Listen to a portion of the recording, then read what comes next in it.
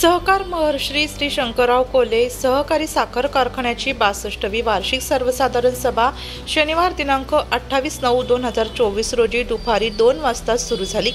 तेव्हा प्रथम कारखान्याच्या सभेचे अध्यक्षस्थान कारखान्याचे माजी चेअरमन व विद्यमान ज्येष्ठ मार्गदर्शक संचालक बिपिनदादा कोल्हे यांनी स्वीकारावे अशी सूचना कारखान्याचे ज्येष्ठ संचालक त्र्यंबकराव सरवदे यांनी मांडली व अनुमोदन ज्ञानेश्वर वदक पाटील यांनी दिले। संचालक विश्वासराव महाले पाटील यांनी 2023-2024 सालात कारखान्यात ऊसाचे गाळप केले व एकरी ऊसाचे विक्रमी उत्पादन घेतलेल्या काही शेतकरी सभासद व महिला शेतकरी सभासद यांचा सत्कार कारखान्याचे चेअरमन विवेक भैया कोल्हे यांच्या हस्ते शाल श्रीफळ देऊन सत्कार करण्यात आला आणि कारखान्याचे ज्येष्ठ संचालक विश्वासराव महाले पाटील यांनी काही प्रास्ताविक सादर केले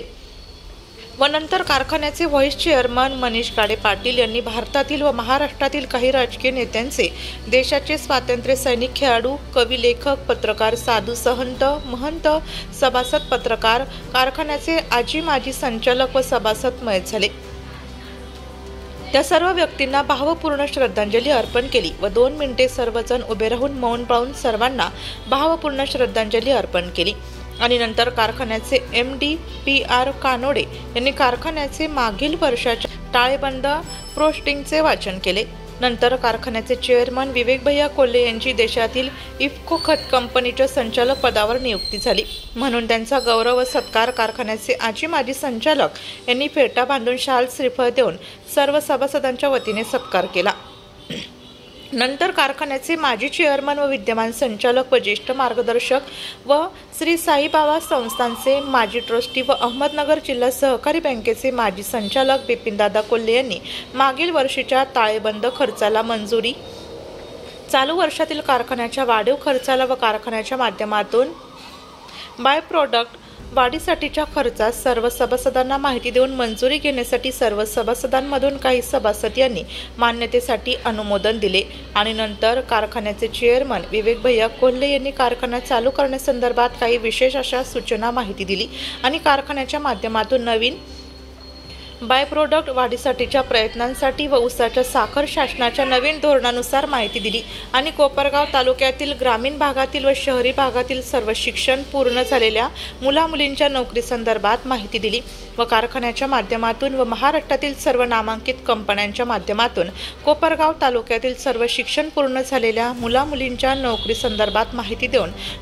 नंतर त्या शिक्षण पूर्ण केलेल्या मुलामुलींच्या नोकरी मिळवून देण्यासाठी स्वतःच्या मार्गदर्शनाखाली व सर्व स्तरावरील कंपन्यांच्या माध्यमातून सर्व ग्रामीण भागातील व शहरी भागातील सर्व तालुक्यातील शिक्षण पूर्ण झालेल्या सर्व मुलामुलींना नोकरी संदर्भात माहिती दिली आणि कारखान्याच्या माध्यमातून व महाराष्ट्रातील सर्व नामांकित कंपन्यांच्या माध्यमातून कोपरगाव तालुक्यातील राष्ट्रीय संत जनार्दन स्वामी महाराज यांच्या समाधीस्थळावरील मंगल कार्यालयात नोकरीची सुवर्ण संधी लवकरच प्राप्त करून देण्यासाठी स्वतः लक्ष घालून प्रयत्न करीत आहेत। तसेच कारखान्याच्या माध्यमातून बाय प्रोडक्ट वाढीसाठीच्या प्रयत्नांसाठी व कोपरगाव तालुक्याच्या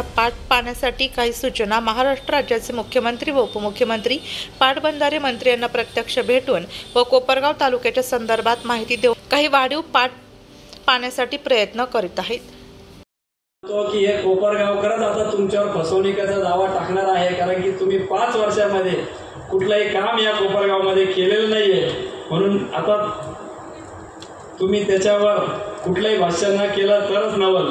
कारण की शेतकरी असाल, नागरिक असतील, सगळे हवालदिल झालेले आहे। जलजीवनचे 250-300 कोटी रुपये जे केंद्र सरकारकडून आले ते देखील जणू काही मीच आणले असं आविर्भावात ते फिरतात। मग तसा जर हिशोब केला तर ताईंच्या काळात समृद्धी गेला 1,500 कोटीचा आणि एअरपोर्ट झाला 1,500 कोटीचा, 2च प्रकल्प 3,000 कोटीचे होतील आपले, बाकीचे तर कामं सांगितलेच नाही आणि म्हणून कुठंतरी दिशाभूल करायचं, कुठंतरी काहीतरी सांगायचं आणि एक पोरकटपणाचे लक्षण आहे। मूळ विषयांना हात न घालता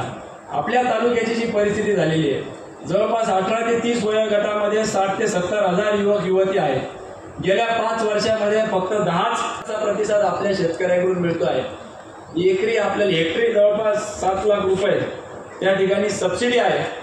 ज्यामध्ये 3 वर्ष आपण आंतरपीक घेऊ शकतो, आपल्याला कुठलाही आपला नावा पैसा खर्च होणार नाही आहे।